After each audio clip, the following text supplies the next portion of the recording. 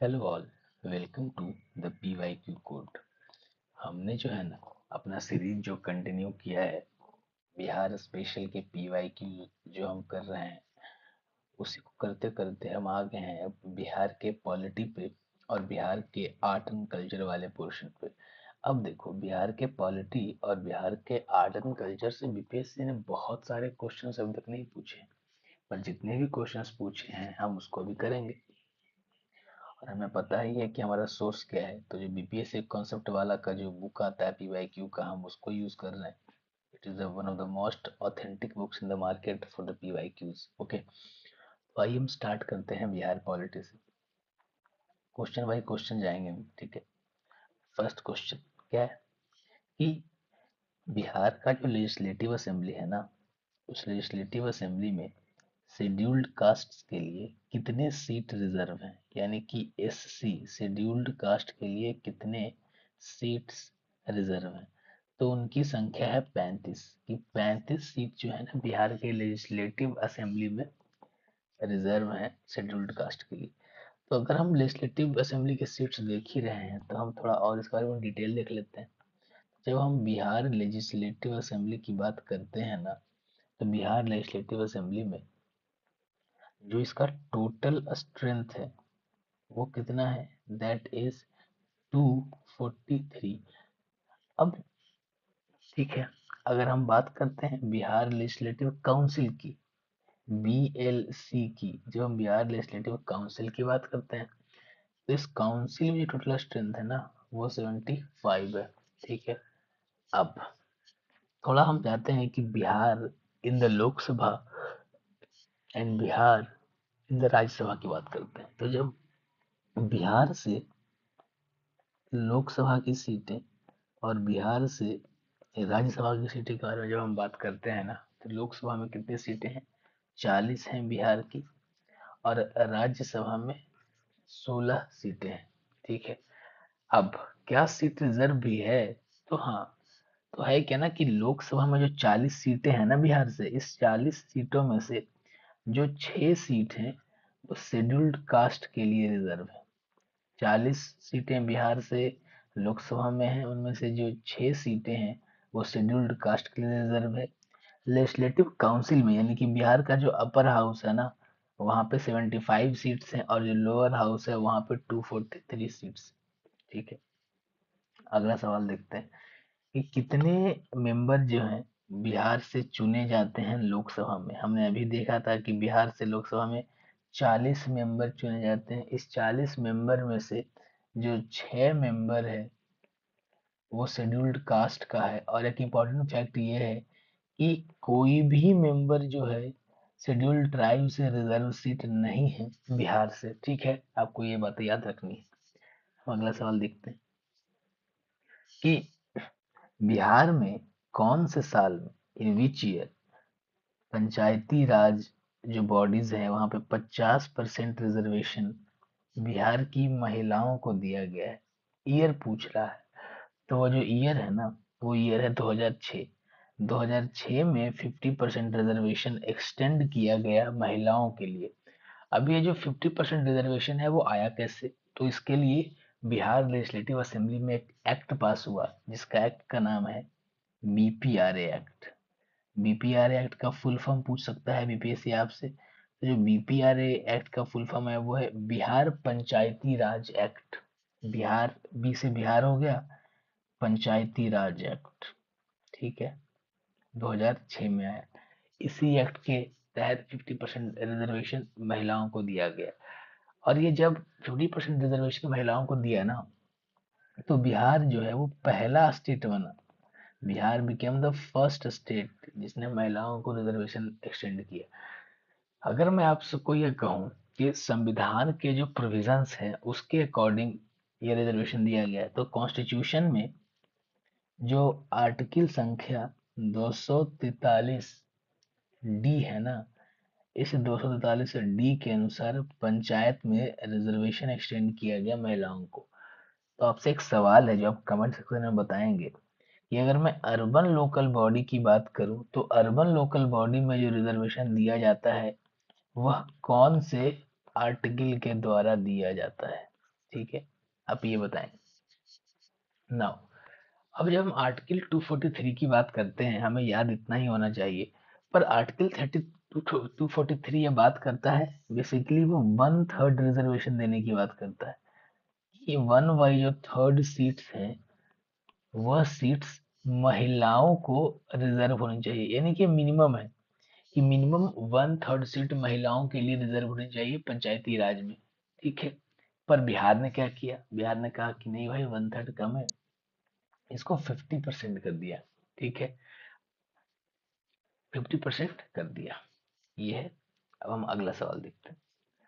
अगला सवाल है कि झारखंड को बिहार से कब अलग किया गया, या फिर इसको फिर से पैराफ्रेज कर सकते हो कि झारखंड एक अलग स्टेट कब बना। तो झारखंड जो है ना, वो एक अलग स्टेट 2000 ईस्वी में बना। ठीक है, 2000 ईस्वी में बना। तो इसका कोई पार्टिकुलर डेट है क्या? तो वो डेट है, वो 15 नवंबर 2000 को बना। और जो एक्ट पास हुआ, उस एक्ट का नाम है बिहार रीऑर्गेनाइजेशन एक्ट 2005। अब आपसे सवाल है जो आप कमेंट सेक्शन में आंसर करेंगे कि यह जो एक्ट पास हुआ, यह बिहार के लेजिस्लेटिव असेंबली में हुआ, या फिर बिहार के लेजिस्लेटिव काउंसिल में हुआ, या फिर नन ऑफ द टू, इन दोनों में से कोई नहीं, और आंसर कुछ और ही होगा। आपको ये बताना है कमेंट सेक्शन में। ठीक है, अगला सवाल। बिहार के एक पॉलिटिशियन है, थे रघुवंश प्रसाद सिंह। ठीक है, अब ये जो रघुवंश प्रसाद सिंह, ये कोई सवाल बेसिकली अभी इम्पोर्टेंट नहीं है, क्योंकि ये सवाल जिस समय आया था ना, ये करंट अफेयर्स में था।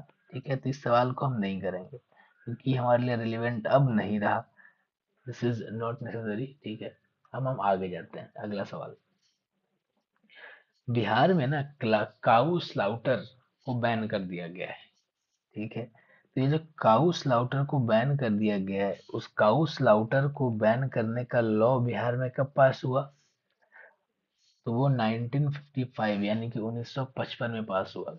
अब आप कमेंट सेक्शन में बताएंगे, या फिर चलिए मैं ही बता देता हूँ कि ये जो काऊ स्लाउटर को इसलिए रोका गया ना, कि हमारा जो डीपीएसपी है, डीपीएसपी में जो आर्टिकल नंबर 48 है, इस आर्टिकल 48 के तहत ये कहा जाता है कि जो हमारा स्टेट है, वो स्टेट जो है वो एग्रीकल्चर को और एनिमल हस्बेंड्री को साइंटिफिक लाइंस पे प्रमोट करेगा। ठीक है, तो ये आर्टिकल 48 के तहत है। यानी कि ये क्वेश्चन अगर बीपीएससी को डिफिकल्ट करना होगा तो आपसे पहला स्टेटमेंट पूछ देगा, कौन से ईयर में हुआ दे देगा, 1955 हो सके आपको पीवाई को याद हो जाए। दूसरा जो है वो दे देगा ऑप्शन में स्टेटमेंट वाइज की ये आर्टिकल मान लो 43 से होता है, पर ये गलत है। आंसर क्या है? ये एज पर डीपीएसपी आर्टिकल 48 से होता है। ठीक है, अब हम अगला सवाल देखते हैं। जो हमारा अगला सवाल है ना, अगला सवाल ये पूछता है कि इनमें से कौन से जो व्यक्तियों का नाम दिए गए हैं वो बिहार के गवर्नर द्वारा रहे, यानी कि मिनिमम 2 टाइम्स वो बिहार के गवर्नर रहे हैं। तो एक किदवई साहब थे, क्या थे आप याद रखेंगे उनका नाम? किदवई साहब, यानी कि रहमान किदवई के नाम से आप उनका नाम याद रखेंगे कि बिहार के गवर्नर 2 बार बने। अब ये बिहार के गवर्नर 2 बार बने कब? तो ये इनका 2 टर्म जो है बिहार के गवर्नर का, तो जो पहला टर्म है वो 1979 से लेके 1985 तक है। और जो सेकेंड टर्म जो रहा है ना गवर्नर, ये तो ये 1993 से लेके ये 1998 तक रहे।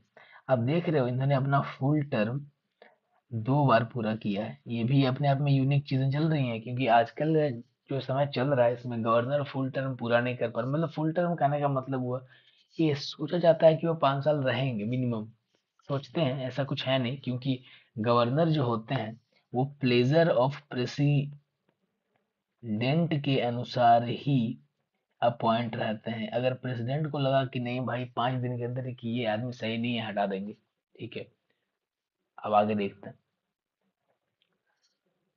इसके अलावा एक ऑप्शन में आपको दिखे होंगे जाकिर हुसैन। अब जाकिर हुसैन साहब के बारे में भी कुछ हम देख लेते हैं।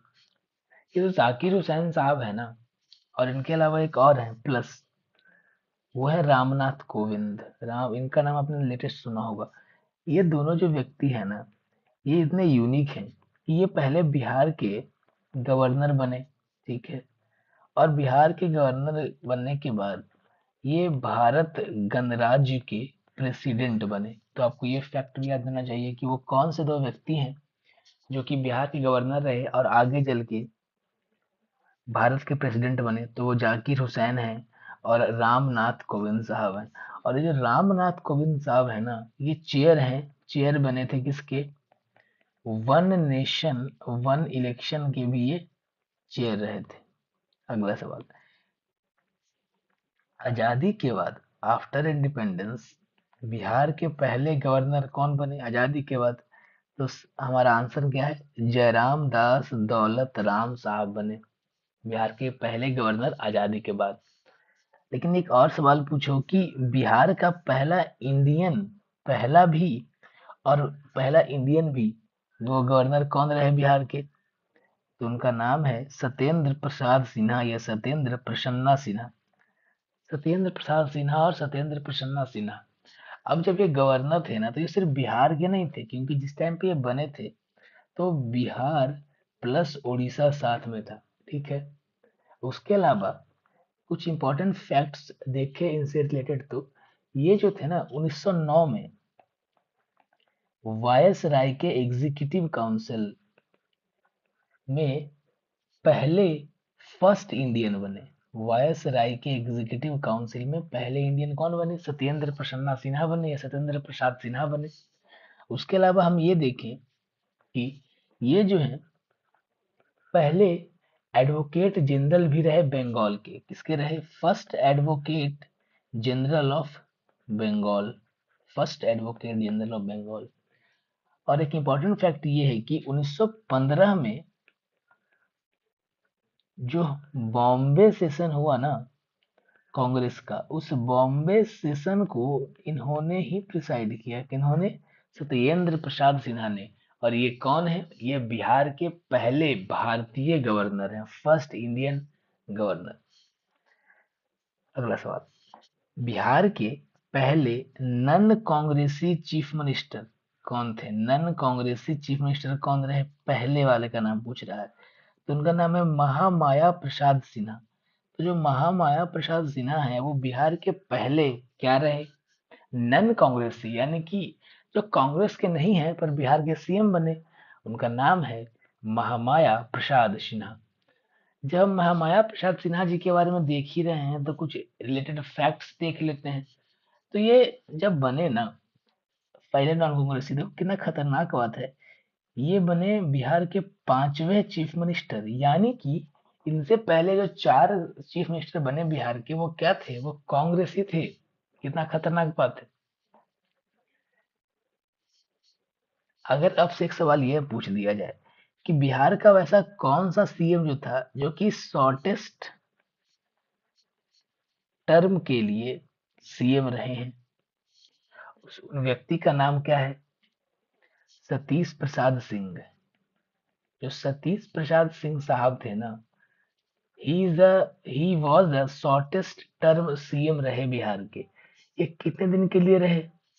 ये रहे सीएम मात्र और मात्र 5 दिनों के लिए रहे। 5 दिन के लिए मात्र सीएम रहे, इसलिए शॉर्टेस्ट सीएम का तमगा जो है इन्हें मिल जाता है। जब अभी महामाया प्रसाद सिन्हा साहब की बात कर रहे थे, तो महामाया प्रसाद सिन्हा साहब जो हैं एक बाद में आगे चल के ना ये जन क्रांति दल के मेंबर भी होते हैं। जन क्रांति दल के ये मेंबर आगे चल के बनते हैं। अब हम अपना अगला सवाल देखते हैं। अगला सवाल ये है कि जो भोला पासवान शास्त्री हैं, क्या है नाम में ही भोला है, तो जो भोला पासवान शास्त्री हैं जो कि बिहार के पहले चीफ में और मतलब पहले के एक चीफ मिनिस्टर भी रहे हैं, ये बिहार के किस डिस्ट्रिक्ट से बिलोंग करते हैं? तो ये बिलोंग करते हैं पूर्णिया डिस्ट्रिक्ट से। अब ये इंपॉर्टेंट क्यों है? भोला पासवान शास्त्री, आपको लगेगा ये सवाल रैंडम है, पर ये रैंडम नहीं है, ये इंपॉर्टेंट इसीलिए है, या फिर ये सवाल इसीलिए आया क्योंकि तो भोला पासवान शास्त्री जो है वो बिहार के पहले दलित सीएम है। First Dalit CM of Bihar कौन है?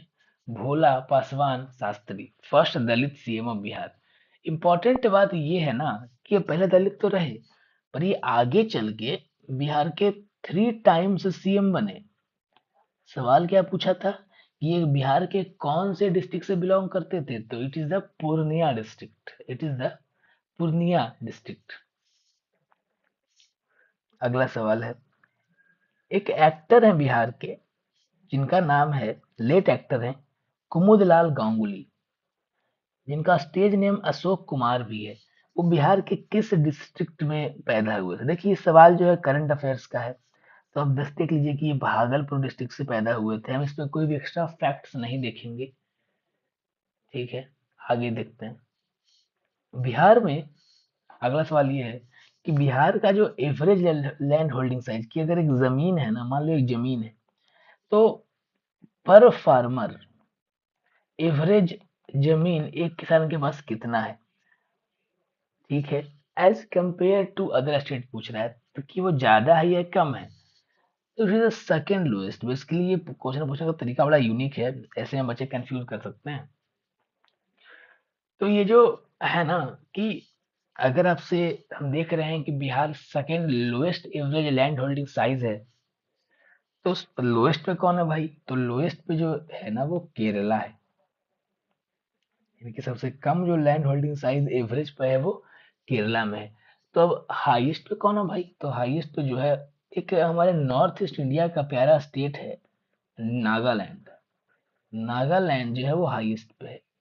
और ये जो हम डेटा देख रहे हैं ना, ये डेटा रैंडम नहीं है, ये डेटा 10th एग्रीकल्चर सेंसस का डेटा है। तो इस बात का आप ध्यान रखेंगे, 10वीं एग्रीकल्चर सेंसस का डेटा है। इसको आप अपने मेंस के आंसर राइटिंग में भी इस्तेमाल कर सकते हो, ठीक है।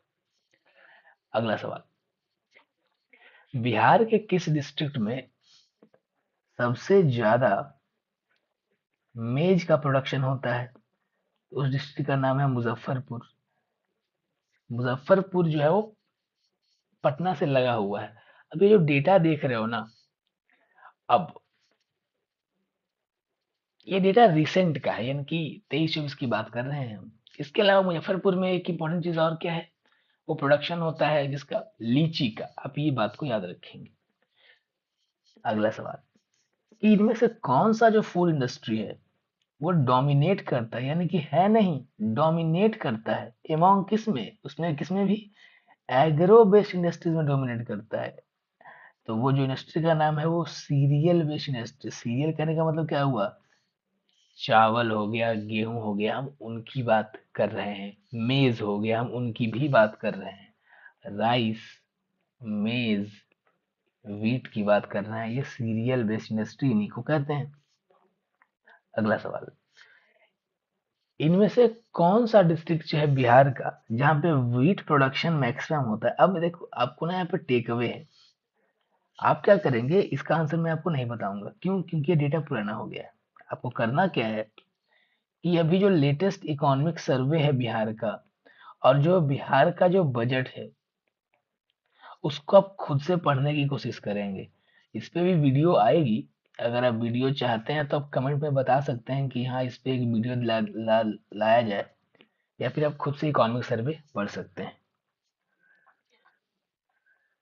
अगला सवाल, बिहार के अंदर इस डिस्ट्रिक्ट में सबसे ज्यादा मात्रा में कैनाल के थ्रू इरिगेशन होता है? तो आंसर है रोहतास। अब सोचो कि रोहतास में कैनाल इरिगेशन क्यों होता है? उसका रीजन ये है कि रोहतास में कैनाल इरिगेशन होता है इसलिए बहुत ज्यादा है। The reason is Son canal project.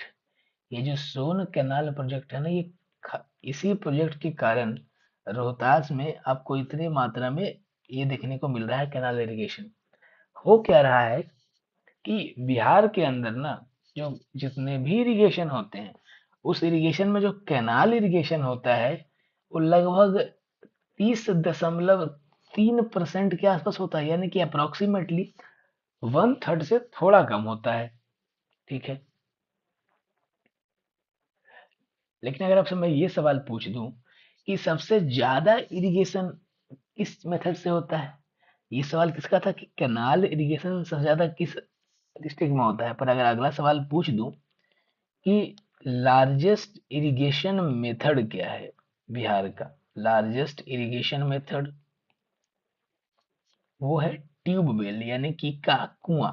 जो हमारे गांव में कुआं होता है ना, हम उसकी बात कर रहे हैं, कुआं। अगला सवाल देखिए, ये भी जो है, this one is also what, ये भी आप इकोनॉमिक सर्वे और बिहार बजट से करेंगे। जो भी फैक्चुअल चीजें हैं वो आप latest Bihar economy, latest Bihar budget, latest union economic survey and latest union budget के थ्रू आप करेंगे। क्योंकि अगर आपने पुराना डेटा याद कर लिया तो आप एग्जाम में नंबर को खो दोगे। अगला सवाल देखिए, ये स्टैटिक सवाल है, ये लोकेशन है, बिहार के अंदर कौन सा जगह है, ठीक है, जहां पे पहली बार टी गार्डन स्टैब्लिश हुआ, पहली बार टी गार्डन बिहार में कौन सी जगह पे स्टैब्लिश हुआ?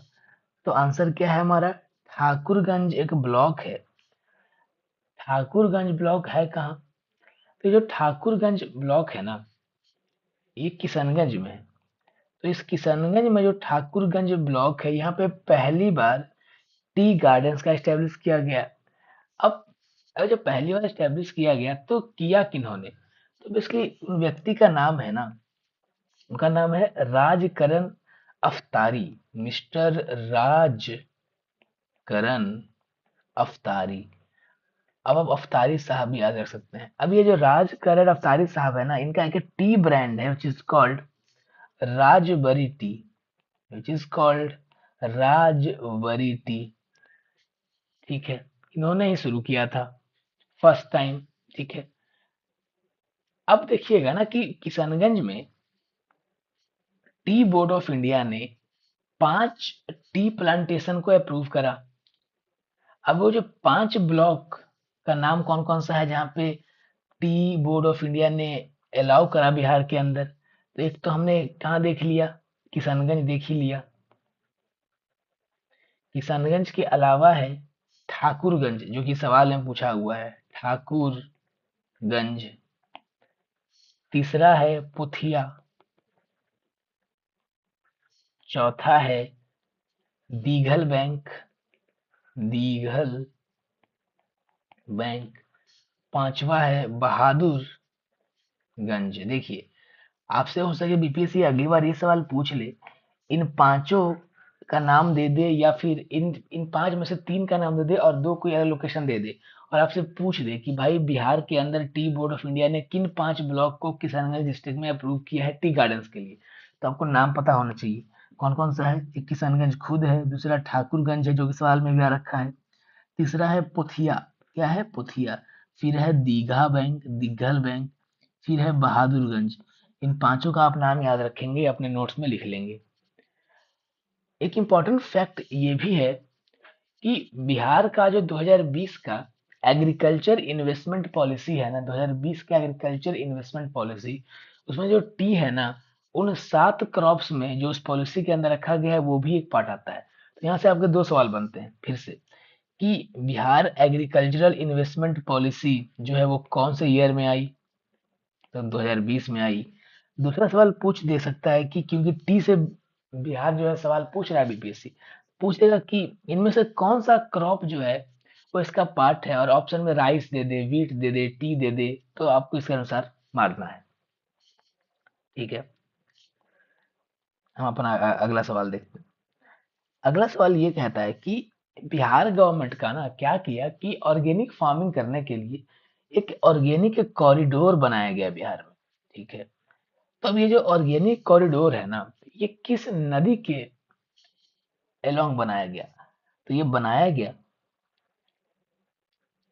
गंगा रिवर के एलोंग। ठीक है, अब लेकिन इंपॉर्टेंट सवाल ये है कि इससे अब एक क्वेश्चन और बनता है। वो सवाल ये बनता है कि जब ये ऑर्गेनिक कॉरिडोर प्लान आया तो ये किस एग्रीकल्चरल प्लान के तहत आया? तो ये जो है बिहार का जो तीसरा एग्रीकल्चर रोड मैप है ना, उसके तहत आया।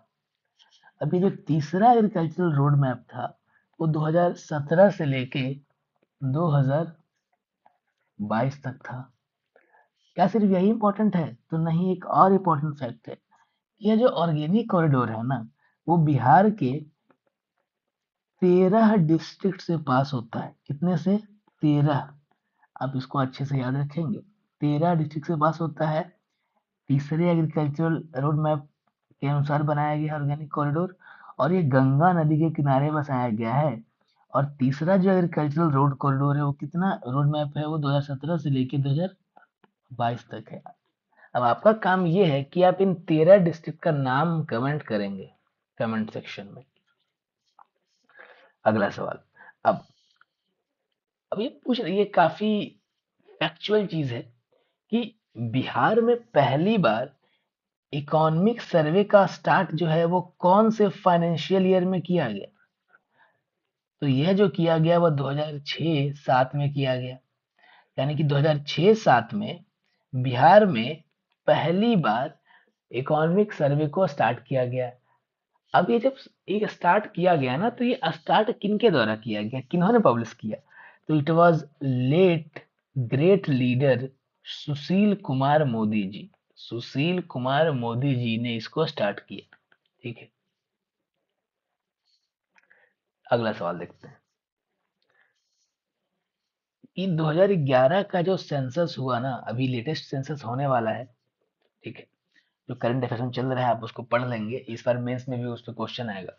तो जो 2011 का जो सेंसस हुआ, उस सेंसस के अनुसार सबसे ज्यादा ट्राइबल पॉपुलेशन बिहार के कौन से डिस्ट्रिक्ट में है?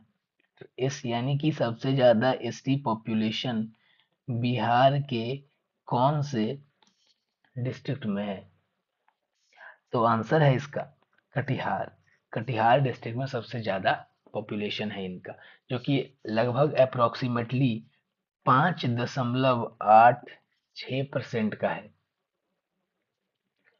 अगर आपसे सवाल पूछ दे कि सबसे कम शेड्यूल्ड ट्राइब का पॉपुलेशन बिहार में कहाँ है, तो अगर हम लोएस्ट की बात कर रहे हैं, तो जो लोएस्ट अमाउंट है वो है शिवहर डिस्ट्रिक्ट।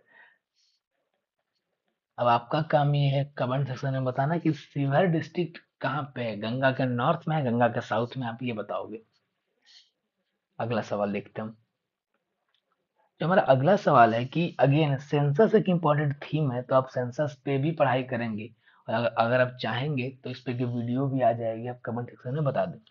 तो 2011 का जो सेंसस है उसके अनुसार बिहार का सेक्स रेशियो कितना है? तो वो है 918। ठीक है, जब हम सेक्स रेशियो की बात करते हैं तो इसका मतलब क्या होता है? तो सेक्स रेशियो की बात करने का मतलब ये होता है कि पर 1000 की अगर 1000 मर्द हैं, तो उन 1000 मर्द पे कितनी महिलाएं हैं? आप सोचोगे कि भाई मर्द के ऊपर महिलाएं क्यों देख रहे हैं, महिलाओं के ऊपर मर्द को क्यों नहीं देख रहे? वो ऐसा इसीलिए है कि इंडिया के केस में क्या है ना, कि मर्द की संख्या ज्यादा है एज कम्पेयर टू महिलाओं। वहीं अगर आप रशिया जाओगे, वहां पे फॉर्मूला उल्टा है। वहां पे फॉर्मूला क्या है कि 1000 महिलाओं के ऊपर कितने मर्द है वो देखा जाता है। ठीक है, अगला सवाल।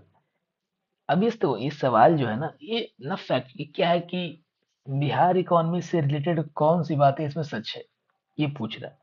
तो इसमें ए आंसर भी सही है, बी आंसर भी सही है। तो ए क्या है कि बिहार जो है वो मोस्टली क्या बनाता है, वो प्राइमरी गुड्स बनाता है। प्राइमरी गुड्स कहने का मतलब क्या हुआ, जो कि एग्रीकल्चर से रिलेटेड प्लस जो इसके अलाइड एक्टिविटी हैं उससे रिलेटेड बात कर रहा है। दूसरा, बिहार का जो ऑक्यूपेशनल स्ट्रक्चर है ना ही, वो जो है क्या मोर और लेस स्टेगनेंट है। स्टेगनेंट कहने का मतलब हमने क्या देखा कि बिहार मोस्टली प्रोड्यूस करता है प्राइमरी गुड, यानी कि जो इसके जो सारे वर्कफोर्स है ना, वो देखो, वर्कफोर्स जनरली ऐसे फिगर बनता है ट्रायंगुलर, पर बिहार का जो वर्कफोर्स है ना वो इस तरह का है कि हर जगह मोर और लेस सेम है। तो आपको ये बात का ध्यान रखना। यहाँ पे बिहार पॉलिटी से जितने भी सवाल बीपीएससी ने पूछे हैं टिल 70th बीपीएससी वो कवर कर दिया गया है। 71st बीपीएससी का अलग से आएगा, वो उसको पर्पसफुली अलग रखा गया है, ताकि आपको अच्छे से आइडिया लग जाए कि अगले बीपीएससी में कौन सा सवाल आएगा। नेक्स्ट लेक्चर में हम हैं वो आर्ट एंड कल्चर को कवर करेंगे। और देखिए आर्ट एंड कल्चर है ना, उसमें तो क्वेश्चंस और भी बहुत कम है, 7-8 क्वेश्चंस ही होंगे, तो वो एक 10 मिनट का वीडियो होगा, वो खत्म हो जाएगा। Thank you. और आप इस वीडियो को लाइक कर दीजिए, प्लीज शेयर कर दीजिए, चैनल को सब्सक्राइब कर दीजिए, and best of luck for your 72nd BPSC and upcoming AE DO examination.